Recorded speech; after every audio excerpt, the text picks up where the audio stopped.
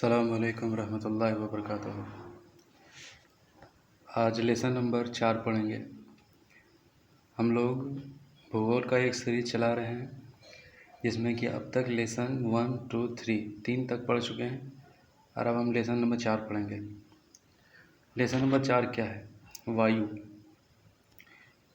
वायु हमारे पृथ्वी चारों ओर से वायु की घनी चादर से घिरी हुई है, जिसे वायुमंडल कहते हैं। पृथ्वी पर सभी जीव जीवित रहने के लिए वायुमंडल पर निर्भर है।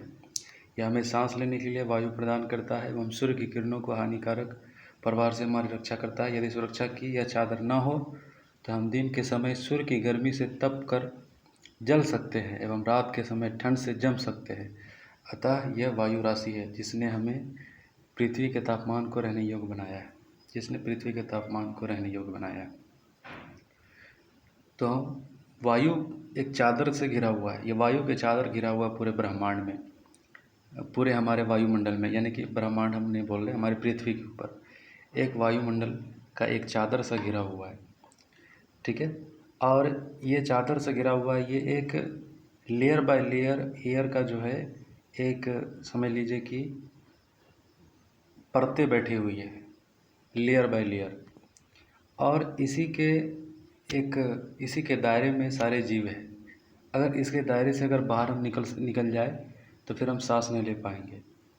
और सांस लेने के लिए हमको वायु प्रदान करता है, जो भी, यानी कि ऑक्सीजन लेते हैं, कार्बन डाइऑक्साइड जो पेड़ पौधा लेता है, और नाइट्रोजन जो कीड़े मकोड़े लेते हैं। कीड़े मकोड़े जो नाइट्रोजन जो मिट्टी के अंदर जो है पैदा करता है और वो जड़ों तक पहुंचाया जाता है, पेड़ पौधों के जड़ों तक। तो ये जितनी भी सारी चीज़ें, मतलब ये सब हमारे एक वायुमंडल के चादर के दायरे में है, वायुमंडल के चादर के दायरे में है। ठीक है। तो हमारे लिए सांस लेने के लिए वायु प्रदान करती है वायुमंडल। और सूर्य की किरणों, हानिकारक किरणों से हमारी रक्षा करती है। सूर्य की एक किरणें हैं, पराबैंगनी किरणें हैं, यानी कि ओजोन लेयर। 5 किलोमीटर का ओजोन लेयर है हमारे वायुमंडल में। ये वो ओजोन लेयर जो सूर्य की हानिकारक किरणें हैं उसको रोक देती है, जिससे कि अगर वो किरणें अगर नहीं रुकती तो हमारे बॉडी में समझ लीजिए कि कोई भी जीव सर्वाइव नहीं कर पाता। सारे के सारे प्राणी के, मतलब इसमें कोई एक बीमारी नहीं है कि हम आपको बता दें, इससे कई सारा नुकसान होता है। इससे समझ लीजिए कि एक लाइन में कहें तो जीवन संभव नहीं था। वायुमंडल की चादर, वायुमंडल जो है एक चादर सा बिछा हुआ है, उसमें एक ओजोन लेयर भी है, हानिकारक किरणों को रोकता है। और ये चादर यहीं पर जो है वाटर साइकिल का जो सिस्टम चलता है यहीं पर चलता है। ठीक है। वाटर साइकिल आप लोग जानते हैं, चूँकि आप लोग क्लास 7 में है, ये सब तो आप लोग को पता होगा।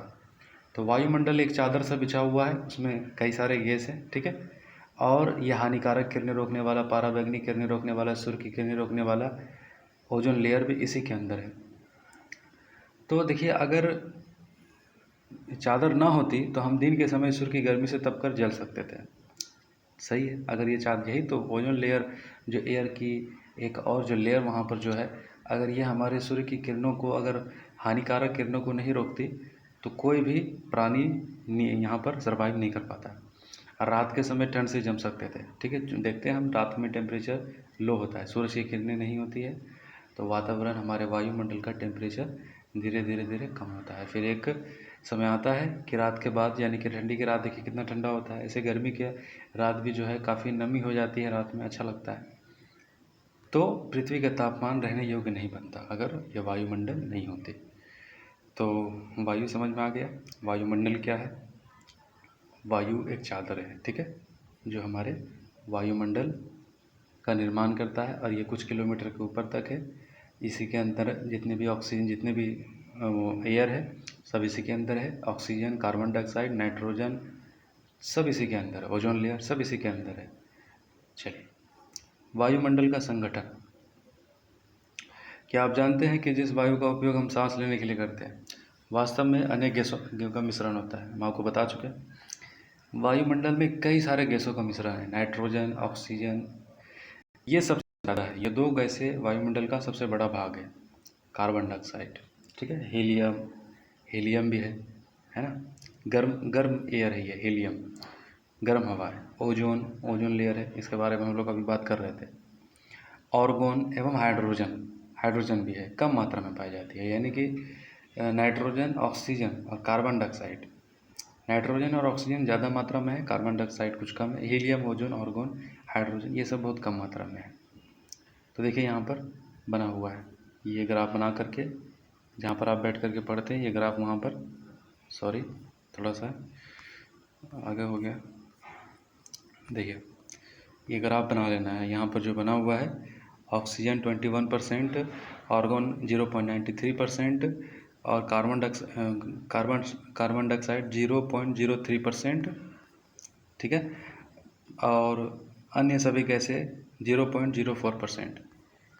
देखिए यहाँ पर जो बना हुआ है इसको गौर से देखो, कार्बन डाइऑक्साइड 0.03%, आर्गोन 0.93% और अन्य सभी गैसें यानी कि हीलियम, ठीक है, हीलियम, ओजोन, आर्गोन, हाइड्रोजन ये सब मिला दे तो सिर्फ होगा 0.04%, ठीक है, यानी कि 1% भी नहीं है, 1% से भी कम है, ठीक है। चलिए ऑक्सीजन 21% है और कार्बन डाइऑक्साइड 0.03% है। इसको बना लेना, इसको याद कर लेना, ये इम्पोर्टेंट है ये, ठीक है, आपको याद रहे, आंसर लिखने में आसानी रहेगा कहीं पर।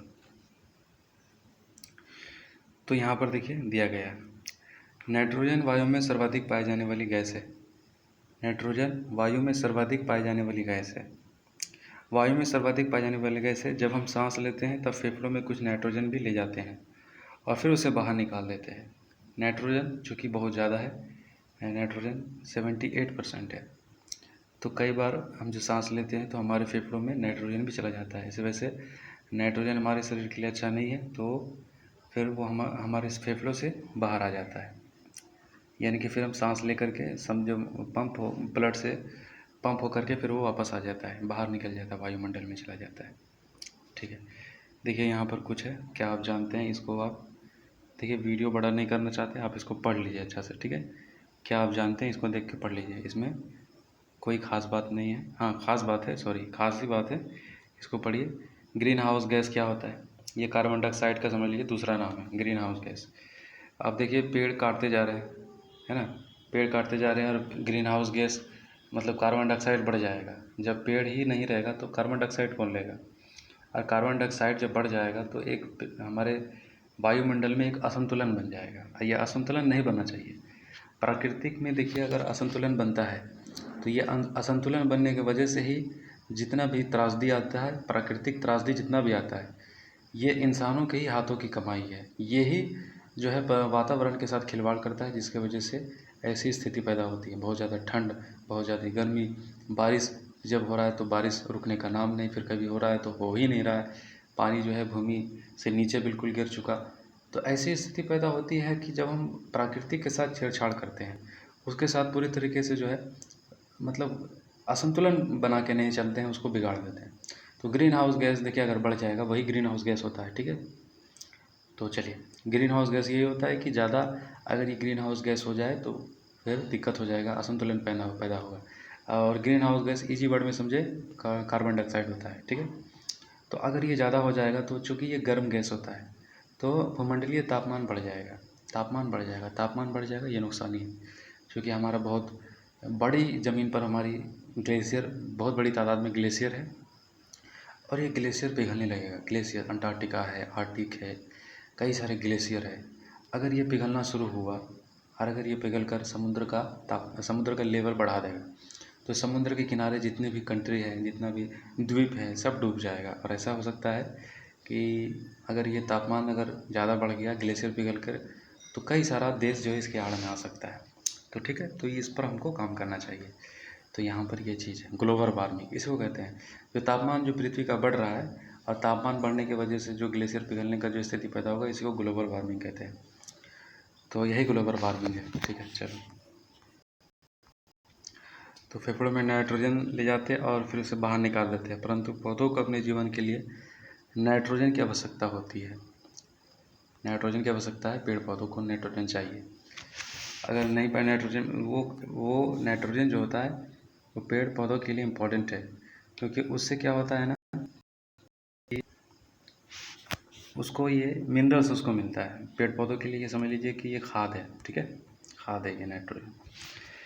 वे सीधे वायु से नहीं ले पाते। देखिए प्राकृतिक ने हर चीज़ का सॉल्यूशन निकाला, इंतज़ाम बहुत बेहतरीन इंतज़ाम है।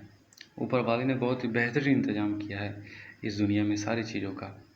तो पेड़ पौधे नाइट्रोजन सीधा नहीं ले सकते। हमारे लंग्स में भी नाइट्रोजन जाता है लेकिन बाहर आ जाता है। अब देखिए कितना हानिकारक है, कितना फ़ायदा है, वो आगे रिसर्च होने के बाद पता चलेगा। लेकिन ये मान के रखिए नाइट्रोजन आपके लिए फ़ायदा नहीं है, ठीक है। लेकिन पेड़ पौधों के लिए नाइट्रोजन चाहिए। और ये नाइट्रोजन पेड़ पौधे कैसे लेते हैं? पेड़ की जड़ों में कीड़े, देखिए मिट्टी में कीड़े रहते हैं। वो कीड़े क्या करते हैं कि मिट्टी से नाइट्रोजन ले करके और उसको जो है वो वहाँ पर जो है पेड़ की जड़ों तक पहुँचा देते हैं। तो इससे उनको जो है नाइट्रोजन मिल जाता है, ठीक है। ऑक्सीजन वायु में प्रचुरता से मिलने वाली दूसरी गैस है। देखिए ऑक्सीजन जो है वायु में सबसे ज़्यादा गैस है, दूसरे नंबर पर ऑक्सीजन है। मनुष्य तथा पशु सांस लेने में वायु से ऑक्सीजन प्राप्त करते हैं। हरे पादप प्रकाश संश्लेषण द्वारा ऑक्सीजन उत्पन्न करते हैं। ऑक्सीजन मनुष्य तथा पशु सांस लेने में प्राप्त करते हैं, ठीक है। सांस लेते हैं तो ऑक्सीजन लेते हैं, और जितने भी हरे पादप है वो प्रकाश संश्लेषण क्रिया करते हैं तो उनको ऑक्सीजन वो रिलीज करते हैं, कार्बन डाइऑक्साइड लेते हैं। तो यदि हम वृक्ष काटते हैं तो संतुलन बिगड़ जाएगा। संतुलन हमको बिगड़ने नहीं देना है, ठीक है। कार्बन डाइऑक्साइड अन्य महत्वपूर्ण गैस है। हरे पादप अपने भोजन के रूप में कार्बन डाइऑक्साइड का प्रयोग करते हैं और ऑक्सीजन वापस देते हैं। मनुष्य और पशु कार्बन डाइऑक्साइड बाहर निकालते हैं। मनुष्य तथा पशुओं द्वारा बाहर छोड़ी जाने वाली कार्बन डाइऑक्साइड की मात्रा पादपों द्वारा प्रयोग की जाने वाली गैस के बराबर होती है, जिससे ये संतुलन बना रहता है। यानी कि दोनों के बीच में जितना कि ऑक्सीजन मनुष्य को चाहिए उतना ही ऑक्सीजन जो है पेड़ पौधे से मिलता है, और जितना कार्बन डाइऑक्साइड पेड़ पौधों को चाहिए, मनुष्य और जानवर उतना ही कार्बन डाइऑक्साइड उसको देते हैं। तो ये संतुलन बिगड़ सकता है अगर पेड़ काट दे तो। और ये संतुलन बिगड़ सकता है जानवरों को मारने के बाद भी। बहुत सारे जानवर है ना, हमारे प्रकृति को, नेचर को इकोलॉजिकल बैलेंस बना करके है, उसको भी मार दे तो फिर इससे हमारा पर्यावरण में बहुत ज़्यादा नुकसान होगा। वायुमंडल में प्रतिवर्ष करोड़ों टन कार्बन डाइऑक्साइड की बढ़ोतरी करते हैं। पेड़ काटने की वजह से करोड़ों टन कार्बन डाइऑक्साइड जो है की बढ़ोतरी हो रही है। और ये कार्बन डाइऑक्साइड की जो बढ़ोतरी हो रही है, ये तापमान ग्लोबल वार्मिंग की ओर संकेत करता है। ये ग्लोबल वार्मिंग की तरफ हम लोग जा रहे हैं। करोड़ों टन अगर कार्बन डाइऑक्साइड अगर ज़्यादा हो जाएगा, पेड़ लेने वाला नहीं रहेगा, पेड़ तो चूँकि काटते चले जा रहे हैं, तो इससे क्या होगा कि ग्लोबल वार्मिंग का खतरा बढ़ जा रहा है और ग्लोबल वार्मिंग की तरफ हम लोग बढ़ रहे हैं, ठीक है। यहाँ पर क्या आप जानते हैं, देखिए जब वायु गर्म होती है तो फैलती है, हल्की होकर ऊपर उठती है। ठंडी वायु सघन होकर भारी होती है। जो गर्म होता है वायु वो ऊपर चली जाती है। देखिए गैस क्या होता है, वो गर्म ही होता है ना, एक तरह का इतना हल्का होता है वो आसमान की तरफ उड़ जाती है। जो भारी होता है वो नीचे रहता है। तो ठंडी हवा भारी होती है हल्की, और गर्म हवा हल्की होती है। इसलिए हमें नीचे रहने की प्रवृत्ति होती है। गर्म वायु के ऊपर उठने पर आसपास के क्षेत्रों से ठंडी वायु रिक्त स्थान पर भरने के लिए वहाँ आ जाती है। इस प्रकार वायु चक्र चलता रहता है। यानी कि ठंडी हवा जहाँ पर है वहाँ पर गर्म हवा नहीं रह सकती, जहाँ गर्म हवा है वहाँ ठंडी हवा नहीं रह सकती। इसी तरीके से जगह जो है ये दोनों फील करती रहती है, ठीक है। यहाँ पर कुछ रिपोर्ट है पूरी दुनिया के अखबारों में से निकाला गया। यहाँ पर कुछ रिपोर्ट है, सॉरी देखिए कुछ रिपोर्ट है यहाँ पर। The scientist offer way out of global warming unstable, इस तरीके से ग्लोबल सनस्क्रीन लाइकली थिंड, ये सब रिपोर्ट है जो आते रहती है, अखबार में आते रहती है, सब खबरें आती रहती हैं। तो इससे बताया जाता है कि किस तरीके से तापमान हमारे दुनिया का बढ़ता चला जा रहा है, ठीक है। चलिए अब एक सवाल का आप जवाब लिखिए। ग्लोबल वार्मिंग से आप क्या समझते हैं? चलिए ये सवाल है, इसको आप 50 शब्दों में इसको लिखने की कोशिश कीजिए।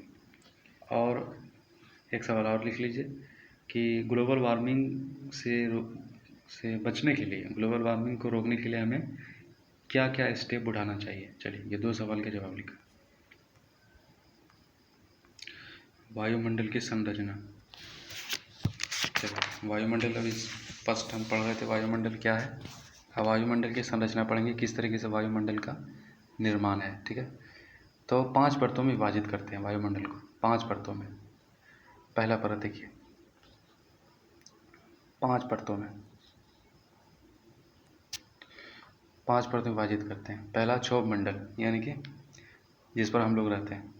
दूसरा समताप मंडल, ठीक है, यानी कि हमारी भूमि से ऊंचा है ये, जिसमें हवाई जहाज़ वगैरह ये सब चलता है। तीसरा मध्यमंडल, ये बीच वाला है, वायुमंडल का बीच है मध्यमंडल।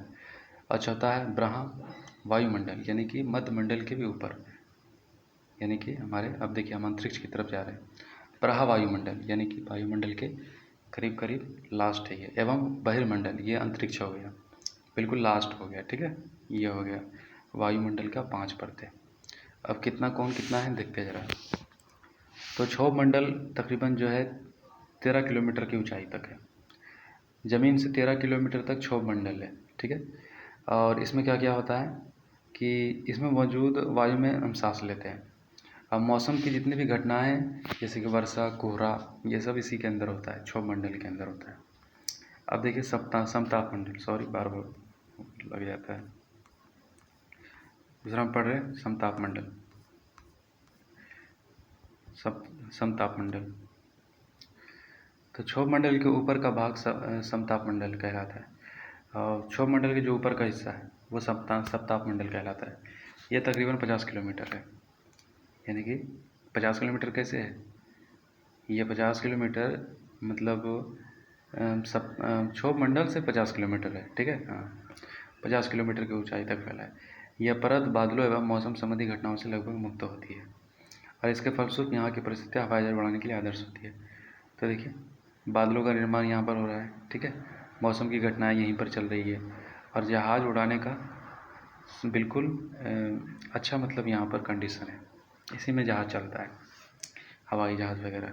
इसमें ओजोन गैस की परत होती है, और ओजोन गैस जिसके बारे में बात कर रहे थे, और ओजोन गैस के बारे में आप जानते हैं कि हमने आपको पहले ही बताया था कि ओजोन गैस क्या करता है। ओजोन जो हमारे सूर्य की किरणों को, हानिकारक किरणों को रोकती है, जिससे कि हम लोग रोशनी से फ़ायदा उठा पाते हैं, सूरज की रोशनी से।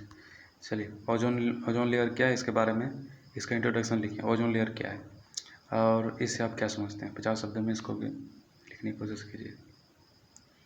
और दूसरा है मध्यमंडल, यह वायुमंडल की तीसरी परत है, यह समताप मंडल के ठीक ऊपर होती है, ये तीसरी परत है,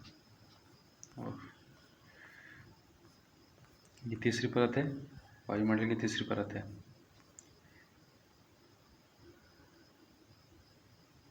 मध्यमंडल देखिए तीसरी परत है, ये वायुमंडल की तीसरी परत है, और ये तकरीबन 80 किलोमीटर तक ऊंचा है। इसकी ऊंचाई 80 किलोमीटर तक की ऊंचाई है, और अंतरिक्ष से प्रवेश करने वाले उल्कापिंड इसी परत में आने पर जल जाते हैं। देखते हैं उल्कापिंड बहुत बार टूटता हुआ तारा जिसको नाम दिया जाता है, तो यहीं पर आकर के जल जाता है। जो अंतरिक्ष से जो उल्कापिंड जो आती है, जिसको टूटता हुआ तारा जो आप लोग कहते हैं, ये इसी दायरे में आकर के वो भी जल जाती है। वो पृथ्वी पर गिरने से पहले यहीं पर जल जाती है, मध्यमंडल में ही जल जाती है, ठीक है। आ रहा है समझ में। वायुमंडल, ब्रह्म वायुमंडल। तो देखिए ब्रह्म वायुमंडल में बढ़ती ऊंचाई के साथ तापमान अत्यधिक तीव्रता से बढ़ता है। आयन मंडल इस परत का एक भाग है, 80 से 400 किलोमीटर तक फैला है। ये ब्रह्मंडल, ये हम वायुमंडल के बिल्कुल लास्ट छोर तक हम पहुंच रहे हैं, ठीक है। ये 80 से 400 किलोमीटर तक है। रेडियो संचार के लिए इस परत का उपयोग होता है। हाँ चलो, रेडियो संचार जितना भी हमारा सैटेलाइट वगैरह जो काम करता है ना, यहीं पर से काम होता है, बहिर्मंडल से काम होता है, ब्रह्म वायुमंडल से काम होता है। जितना भी हमारा ये सब जो हम इंटरनेट वगैरह सैटेलाइट से जो हम कनेक्ट होते हैं, यहीं पर है ब्रह्म वायुमंडल। और एक परतें और है बहिर्मंडल। बहिर्मंडल क्या है, वायुमंडल की सबसे ऊपरी परत को बहिर्मंडल के नाम से जाना जाता है। जो सबसे ऊपरी परत है उसको हम बहिर्मंडल के नाम से जानते हैं। यहाँ पर कौन सी गैस है, हीलियम है, हाइड्रोजन है, ठीक है, ये तैरती रहती है। अब हम पढ़ेंगे मौसम एवं जलवायु। मौसम एवं जलवायु देखिए, ये दोनों एक ही मतलब के दो नाम हैं, दोनों एक ही मतलब है, समझिए। मौसम एवं जलवायु में मौसम की घटना होती है, और जलवायु ही मौसम का कारक है। तो क्या आज वर्षा होगी, क्या आज दिन साफ होगा, क्या धूप निकलेगी, कितनी बार हमने ये सब कहते हैं, ठीक है। एक दिवसीय मैच के भविष्य पर अनुमान लगाते हुए सुना होगा। और यदि हम कल्पना करें कि हमारा शरीर एक रेडियो है और मस्तिष्क उसके स्पीकर, तो मौसम वह है जो इसके नियंत्रण बटनों से छेड़छाड़ करता रहता है। मौसम चीज़ों को मतलब इफ़ेक्ट करता है, मौसम बदलता है चीज़ों को। एकदम से अगर अभी बारिश हो जाए तो सब कुछ बदल जाएगा। धूप निकल जाए सब कुछ बदल जाएगा, और ठंड बढ़ जाए या फिर हवा तेज़ हो जाए तो सब कुछ बदल जाएगा। तो मौसम चीज़ों को डिसाइड करता है, ठीक है। और ये नाटकीय तौर पे बदलता रहता है, कभी बदल सकता है। वैसे तो मौसम का एक टाइम लिमिट होता है, 4 महीना 3 महीना अलग अलग देशों में। तो लेकिन मौसम क्या होता है कि कभी भी बदल सकता है, नाटकीय तौर पर भी कभी भी बदल सकता है। मौसम का ये कैरेक्टर है, ठीक है। अब देखिए यहाँ पर फैक्ट है कि तकरीबन आपको पृथ्वी के सूर्य की ऊर्जा का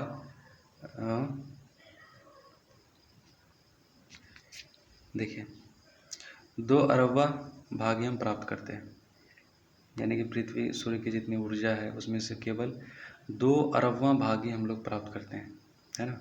देखिए 2 अरबवां भाग, कितना कम सूरज के रोशनी का कितना कम भाग हम लोग प्राप्त करते हैं, बहुत ही कम, 2 अरबवां भाग, ठीक है। अब तापमान की बात करेंगे। देखिए मौसम में ही तापमान होता है ना, मौसम में ही तापमान होता है। आप प्रत्येक दिन जिस तापमान का अनुभव करते हैं वह वायुमंडल का तापमान होता है। अभी हम गर्मी महसूस करें, ठंडा महसूस करें, ये सब तापमान वायुमंडल का तापमान है, ठीक है। और वायुमंडल में मौजूद ताप एवं शीतलता के परिणाम को तापमान कहते हैं। तो जो भी वायु में मौजूद जो भी ताप है एवं शीतलता जो भी है उसी को हम तापमान कहते हैं, ठीक है। वायुमंडल का तापमान केवल दिन और रात में ही नहीं बदलता बल्कि ऋतुओं के अनुसार भी बदलता है। शीत ऋतु की अपेक्षा ग्रीष्म ऋतु ज़्यादा गर्म होती है। तो तापमान केवल दिन में नहीं बदलता, केवल दिन और रात में नहीं बदलता बल्कि तापमान दिन और रात में तो बदलता ही है, लेकिन ऋतुओं के अनुसार बदलता है। वो ठीक है, दिन और रात में तापमान बदलता है, लेकिन ऋतुओं के अनुसार देखते हैं ना, एक पार्टिकुलर टाइम तक जो है एक ही मौसम चलता है, तो ऋतुओं के अनुसार बदलता है। तापमान, देखिए तापमान क्या है, एक महत्वपूर्ण कारक है जो तापमान के वितरण को प्रभावित करता है।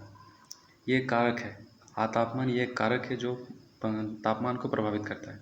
सूर्य से आने वाली वह ऊर्जा जिसे पृथ्वी रोक लेती है तापमान कहलाती है। सूर्य से जितना भी ऊर्जा आ रही है और जो पृथ्वी रोक लेती है वो तापमान कहलाती है, ठीक है, आतपन कहलाती है। देखिए यहाँ पर कुछ फैक्ट है। तापमापी तापमान मापता है, वायुदाब मापी वायुदाब मापता है।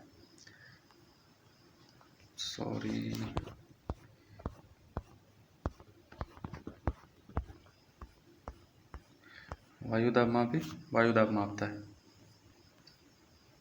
ठीक है। वात दिग्दर्शी पवन की दिशा को दर्शाता है, ठीक है। वात दिग्दर्शी पवन की दिशा बताता है। चलिए इस सबका फोटो बना लेना। तापमान पढ़ लिए, चलिए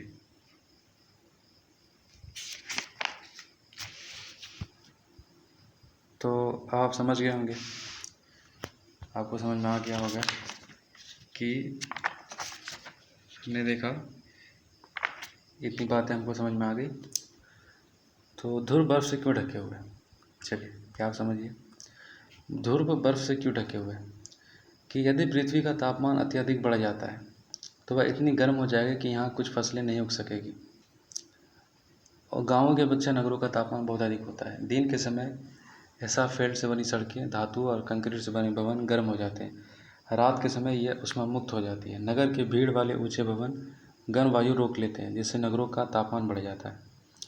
तो बर्फ़ से क्यों ढके हुए, यदि पृथ्वी का तापमान बढ़ जाता है तो इतनी गर्म हो जाएगी कि यहाँ कुछ फसलें नहीं उग सकेंगी। तो तापमान अगर बढ़ जाएगी पृथ्वी की तो फसलें नहीं उगेगी यहाँ पर, ठीक है। और गाँवों की अपेक्षा नगरों का तापमान अधिक होता है, क्योंकि शहरों में क्या होता है, नगरों में क्या होता है, कंक्रीट की सड़कें होती है, वो जल्दी से गर्म हो जाता है तो जल्दी से ठंडा नहीं होता है, जिसकी वजह से उस एरिया का तापमान बढ़ जाता है। इसलिए पेड़ ज़्यादा से ज़्यादा लगाना चाहिए ताकि तापमान आपका शहर का कम से कम हो, ठीक है। वायुदाब, देखिए यहाँ पर एक फैक्ट और है। तापमान को मापने की मानक इकाई डिग्री सेल्सियस है। इसका आविष्कार एंडर सेल्सियस ने किया था। सेल्सियस पैमाने पर जल 0 डिग्री सेल्सियस पर जमता है, 100 डिग्री पर उबलता है, ठीक है। सेल्सियस मापने का मशीन जो निकाला गया, नाम दिया गया, ये कौन है, एंडर्स सेल्सियस है। देखिए इन्हीं के नाम से सेल्सियस जो हम कहते हुए तो इन्हीं के नाम से रख दिया गया। एंडर सेल्सियस ने इसकी खोज की थी। 0 डिग्री पर जम जाता है, 100 डिग्री पर उबलता है, ठीक है। तो वायुदाब क्या होता है, तो यह आपको जानकर आश्चर्य होगा कि आपके शरीर पर उच्च दाब के साथ बल लगाती है। यानी कि वायुमंडल क्या है ना कि हमारे शरीर के ऊपर दाब लगाती है, उच्च दाब लगाती है हमारे ऊपर। लेकिन ये कैसे होता है कि हम वायु के दाब से चपते नहीं हैं, वायु ऊपर से हमको दाबती है लेकिन हम चपते नहीं हैं, दबते नहीं हैं। इसका वजह यह है कि पृथ्वी के ऊपर जो ग्रेविटी होता है ना उसको बैलेंस कर देता है। पृथ्वी के ऊपर चूँकि पृथ्वी पर ग्रेविटी है, गुरुत्वाकर्षण बल है, ऊपर से जो दाब आता है और जो हमारे ऊपर ये नीचे से जो आता है, ये नीचे से ग्रेविटी उसको बैलेंस करती है। यहाँ नीचे से विपरीत बल लगाता है, इसी की वजह से ये हमें दाब नहीं पाते। तो ठीक है, पृथ्वी की सतह पर वायु दाब के बाहर द्वारा लगाया गया दाब वायु दाब कहलाता है। तो ये जो दाब लगाया जाता है ऊपर से पृथ्वी की सतह पर, जो हमारे ऊपर जो दाब लगता है वायुमंडल में, इसको वायु दाब कहते हैं।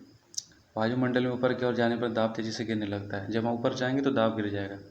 देखिए आप, अगर हम जितना ऊंचाई पर जाते हैं ऑक्सीजन कम होता चला जाता है, क्योंकि उस पर जाने के बाद हमारा वायु दाब कम पड़ता है, हम ग्रेविटी से दूर होते चले जाते हैं।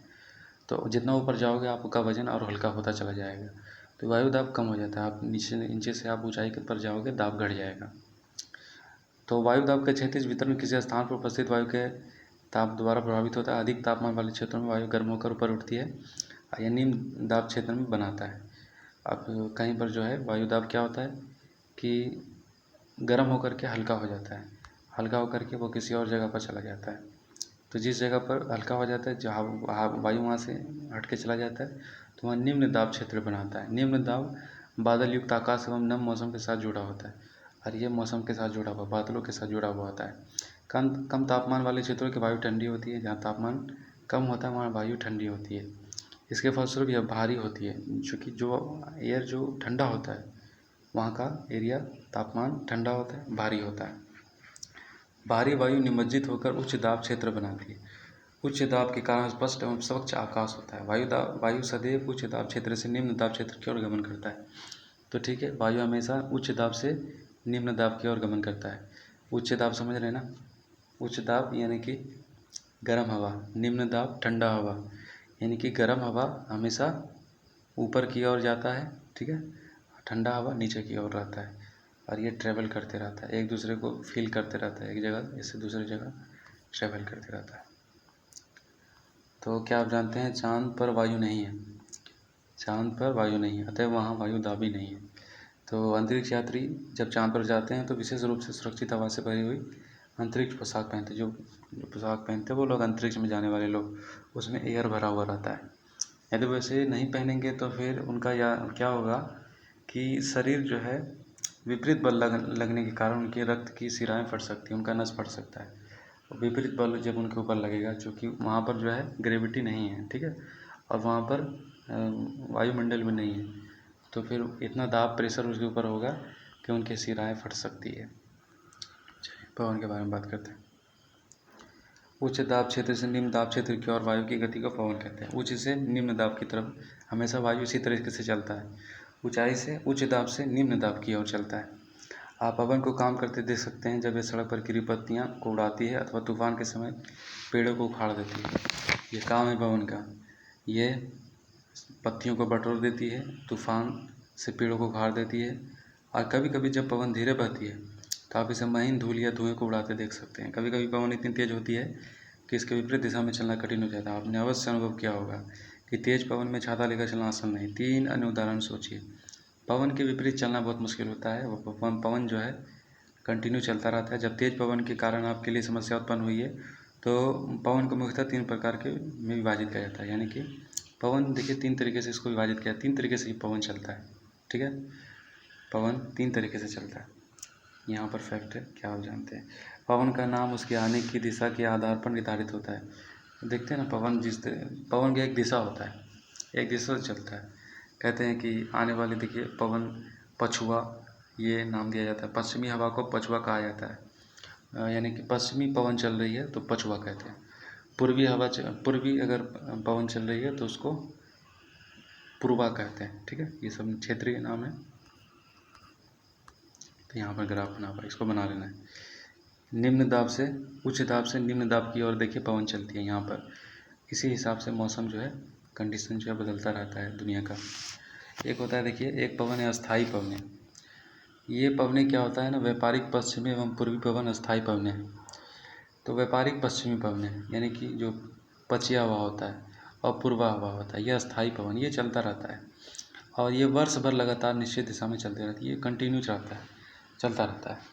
ये एक हो गया, एक कैटेगरी हो गया पवन का। दूसरा मौसमी पवने। मौसमी पवने देखिए अस्थायी पवनों से भिन्न होता है। ये ऋतु में अपनी दिशा बदलती रहती है। ऋतु में देखते हैं, मौसमी पवने देखते हैं कि बारिश का मौसम में क्या होता है, पवने बदलती रहती है, अपनी दिशा बदलती रहती है। ठंडी में भी अपनी दिशा बदलती रहती है और इस तरीके से गर्मी में भी दिशा, यानी कि ये दिशा अपना चेंज होता रहता है इसका। उदाहरण के लिए भारत में मानसूनी पवने भारत में है, ठीक है। अब स्थानीय पवने देखिए, ये पवने किसी छोटे क्षेत्र में वर्ष या दिन के किसी विशेष समय में चलती है। उदाहरण के लिए स्थल एवं समुद्री समीर। क्या पूरा भारत के उत्तरी क्षेत्र की गर्म एवं शुष्क स्थानीय पवन याद है, इसे लू कहते हैं। तो यह स्थानीय पवने खास कुछ जगह पर इस तरीके की पवने चलती है, ठीक है। ये ग्राफ है यहाँ पर, इसको अच्छा से बना लें। ये उच्च दाब है, ठीक है। यहाँ पर देखिए नीचे भी उच्च दाब और किस तरीके से पवने चलती है, इसका ग्राफ बना लीजिए, समझ में आ जाएगा। अब देख लीजिए चक्रवात, ये क्या होता है। ये प्राकृतिक घटना है। यहाँ पर एक इंसिडेंट लिखा हुआ है 17 से 18 अक्टूबर 1999। यहाँ 5 जिला में जो है ज़बरदस्त चक्रवात आया था 1999 में। ये का महाचक्रवात इसको कहा गया। ये कहाँ पर आया था, ये शायद उड़ीसा में आया था, उड़ीसा के बंगाल की खाड़ी से। ठीक है, बंगाल की खाड़ी में चक्रवात आता रहता है। यहाँ पर पानी बहुत ही गर्म रहता है और इस तरीके से यहाँ पर जब तब चक्रवात की स्थिति पैदा होती है तो बहुत ही नुकसान, जान माल का बहुत नुकसान होता है। तो 1999 में एक बहुत ही बड़ा चक्रवात यहाँ पर आया था, महाचक्रवात जिसको कहा गया है। 260 किलोमीटर प्रति घंटे के वेग से जो है पवन चल रही थी और ये तकरीबन 36 घंटे से भी ज़्यादा चलता रहा। चलिए, इसको कौन सा पवन कहेंगे, ये जो चक्रवात का जो पवन, इसको कौन सा पवन कहेंगे, इसको मौसमी पवन कहेंगे, ठीक है। यहाँ पर जो चक्रवात के बारे में हम पढ़ रहे हैं, 36 घंटा तक लगातार जो है 260 किलोमीटर की रफ्तार से पवन चलता रहा और इसके वजह से समुद्र में जो है एक बहुत ही ज़बरदस्त तूफान आया और ये 5 जिला से टकराया, उड़ीसा और बंगाल, उड़ीसा के 5 जिला से टकराया। और यहाँ पर क्या हुआ, स्थिति क्या पैदा हुई, तो यहाँ पर स्थिति हुआ विद्युत आपूर्ति एवं टेलीफोन लाइनें पूरी तरह से कट गई। तो जितना भी बिजली का पोल था सब गिर गया, टेलीफोन लाइनें सब टूट फूट गया। चक्रवात के फलस्वरूप लगातार 3 दिन तक भारी वर्षा होती रही। इसके वजह से मौसम में चेंजिंग आया, वायुमंडल में चेंजिंग आया। इस तरीके से वर्षा होती रही 3 दिन तक और इस वर्षा के कारण नदी में बाढ़ आ गई, क्योंकि बारिश इस तरीके से जो होता है बहुत ज़्यादा होता है। और चक्रवात पवनों के कारण उठी ज्वारीय तरंग स्तर पर 20 किलोमीटर तक आ गई और फलस्वरूप देखिए, ये चक्रवात जो पानी में, जब समुद्र में जब ये हवा जब चलती है तो ये उसमें तरंगे पैदा करती है, ये पानी को तरंगे पैदा करती है, पानी को उठाती है और ये 20 किलोमीटर तक आ गई और फलस्वरूप तटीय क्षेत्रों में भयानक तबाही हुई है। इसके वजह से तटीय क्षेत्र यानी कि समुद्री जितना भी इलाका है, जितना भी प्रदेश जो समुद्र के किनारे जितना भी है, हिंद महासागर के बगल में देखिए कौन कौन सा हमारा राज्य पड़ता है। देखिए उसको बंगाल की खाड़ी के पास किस तरीके से कौन कौन सा इलाका है। तो 7 से 10 मीटर तक ऊंची जवारी तरंगे आई और जिसके कारण जितना भी तैयार धान था, फसलें था, पूरा बर्बाद हो गया। अब देखिए एक इंसिडेंट और है, 25 अक्टूबर 1999, नहीं अच्छा वो 24 अक्टूबर की बात थी, 25 अक्टूबर 1999। तो ये क्या हुआ था, पोर्ट ब्लेयर निकट थाईलैंड की खाड़ी में अवदाब के कारण, यानी कि यहाँ पर अवदाब के कारण चक्रवात उत्पन्न हुआ। लो प्रेशर के कारण, ठीक है, लो प्रेशर, ये हाई प्रेशर हम पढ़ रहे थे अभी जो 24 अक्टूबर को जो बंगाल की खाड़ी में जो आया था और 5 जिला से ये चक्रवात जो है सबसे बड़ा तबाही लेकर के आया था, वो हाई प्रेशर से बना था, ठीक है। वहाँ की चूँकि बंगाल की खाड़ी में हाई प्रेशर बन जाता है, वहाँ की वायु बहुत गर्म रहती है, वहाँ का पानी गर्म हो जाता है और तकरीबन 25 अक्टूबर को यहाँ पर लो प्रेशर की वजह से यहाँ पर तकरीबन 29 अक्टूबर को 1999 को जो है यहाँ पर पोर्ट ब्लेयर थाईलैंड की खाड़ी में अवदाब के कारण ये चक्रवात उत्पन्न हुआ और धीरे धीरे उत्तर पश्चिम दिशा में बढ़ा, गहन होकर इसे महाचक्रवात का रूप धारण कर लिया। 29 अक्टूबर को सुबह 10:30 बजे उड़ीसा के इरिसेमा और बालीकुडा के बीच के क्षेत्रों को प्रभावित किया, फिर जो है आगे बढ़ा और इस जगह को बहुत ज़बरदस्त तरीके से प्रभावित किया। उड़ीसा के कुछ क्षेत्रों में 130 लाख लोग इससे प्रभावित हुए, वो 130 लाख, और बहुत बड़ी संख्या में पशुओं की मौतें हो गई। लोगों को तो निकाल के लिया गया, लेकिन चूँकि पशुओं जानवर ही इस चक्रवात में सबसे ज़्यादा नुकसान हुए कि भाग नहीं सकते वो लोग, ठीक है। धान, सब्जियां, फलों की खड़ी फसलों का भारी नुकसान हुआ। ज्वारीय प्रोत्कर्ष में उत्पन्न हुई लवणता के कारण कृषि योग्य विशाल भू क्षेत्र अनुपजाऊ हो गए। साल, सागवान एवं बांस के बागान वाले विशाल भू क्षेत्र नष्ट हो गए। पारादीप एवं कोणार्क के बीच स्थित मैंग्रोव का जंगल सब लुप्त हो गया, ठीक है। ये जब चक्रवात आता है तो ऐसी स्थिति इलाके में बनती है। देखिए यहाँ पर समझा जा रहा है ठंडी वायु, गर्म वायु। गर्म वायु देखिए यहाँ पर सूखा, ठंडी वायु यहाँ पर नमी है, ठीक है। चक्रवाती वर्षा कैसे होता है यहाँ पर गौर से देखो, इसका पिक्चर बनाओ और थोड़ा सा चीज़ों को समझने की कोशिश करो। हर बात मिठाई की तरह जो है हल्के में नहीं लेना है, चीज़ों को गौर करना है। गौर करोगे तो समझ में आ जाएगा। आर्द्रता जल, जब जल पृथ्वी और विभिन्न जलाशयों से वाष्पित होता है तो यह जलवाष्प बन जाता है। देखिए आर्द्रता क्या होता है। जब जल पृथ्वी एवं विभिन्न जलाशय से वाष्पित होता है, जब सूरज की किरणें जब पानी को इतना हीट कर देती है तब वो जो है वाष्प बन जाता है और जा कर के ये जलवाष्प बन जाता है। वायु में किसी भी समय जलवाष्प की मात्रा को आर्द्रता कहते हैं। जो भी जलवाष्प जो वायु में मिला हुआ रहता है, जो एयर में जो भी आर्द्रता, उसको आर्द्रता कहते हैं।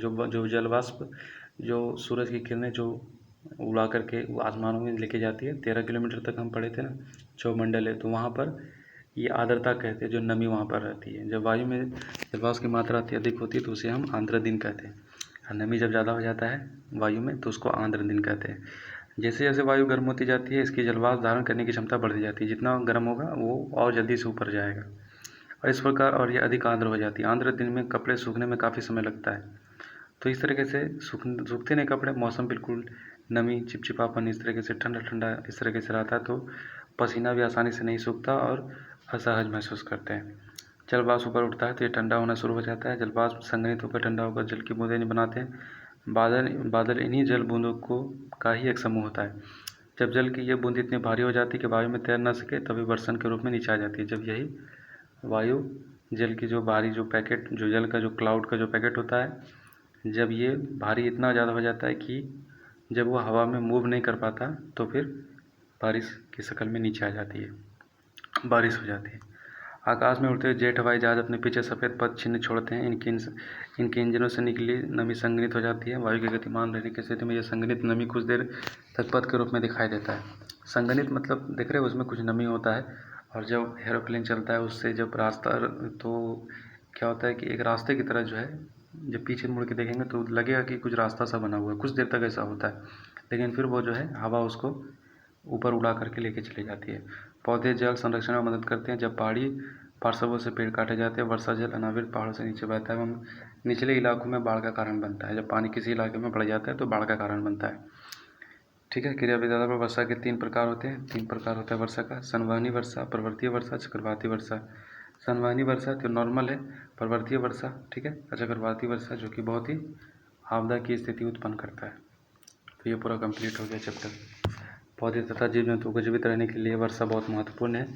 इसे धरातल को, ठीक है, पौधे तथा जीव जंतुओं के लिए जीवित रहने के लिए वर्षा बहुत महत्वपूर्ण है।